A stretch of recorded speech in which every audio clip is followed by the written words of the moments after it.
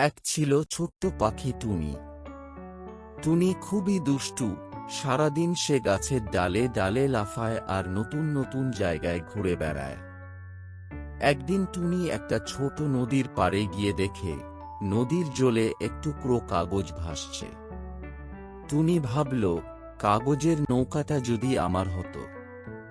তখনই তার মাথায় একটা বুদ্ধি এলো। সে দ্রুত গাছ থেকে কয়েকটা পাতা ছিঁড়ে আনলো আর সেই পাতাগুলো দিয়ে নিজের একটা নৌকা বানিয়ে ফেলল। সেই নৌকা নদীতে ভাসিয়ে টুনি আনন্দে চিৎকার করে উঠল, এইবার আমি নদী পাড়ি দেব। নৌকায় চেপে টুনি চলতে লাগলো নদীর ধারে ধারে।